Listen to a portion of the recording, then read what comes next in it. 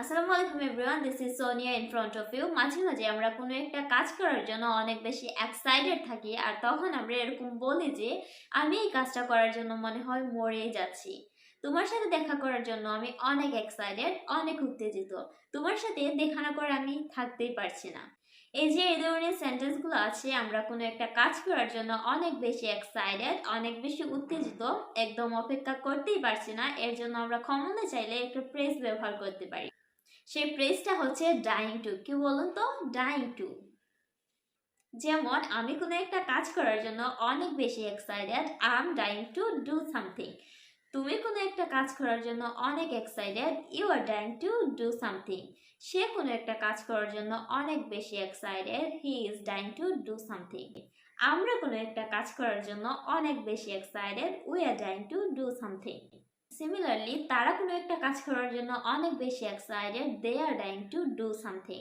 আমরা চাইলে কোনো একটা নাম দিয়েও বলতে পারি, যেমন সৈকত কোনো একটা কাজ করার জন্য অনেক বেশি excited, Saikat is dying to do something. চলুন আমরা ফুল সেন্টেন্স একটু ট্রাই করি। তোমার সাথে দেখা করার জন্য আমি অনেক এক্সাইটেড, অনেক উত্তেজিত, I am dying to meet you. I am dying to meet you.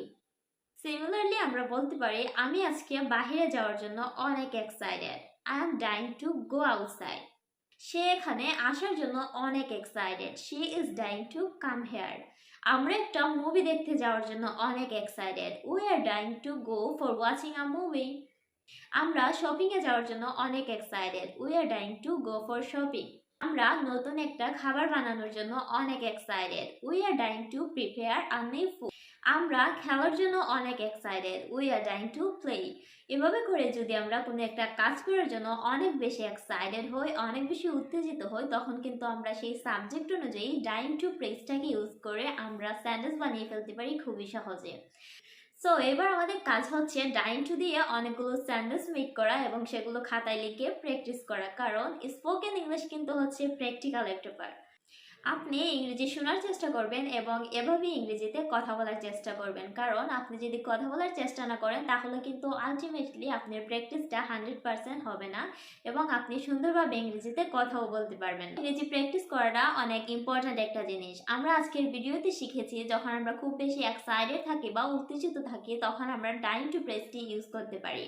তাহলে আপনি এখনই ইনস্ট্যান্টলি ডাইং টু দিয়ে 5 থেকে 10টা সেন্টেন্স বানিয়ে ফেলুন। দেখা হবে পরবর্তী কোনো ভিডিওতে। সে পর্যন্ত সবাই ভালো থাকবেন অ্যান্ড অবশ্যই আমার ভিডিওটা শেয়ার করবেন যাতে করে আপনার ফ্রেন্ডস অ্যান্ড ফ্যামিলির কাছে আমার ভিডিওটা পৌঁছে যায়।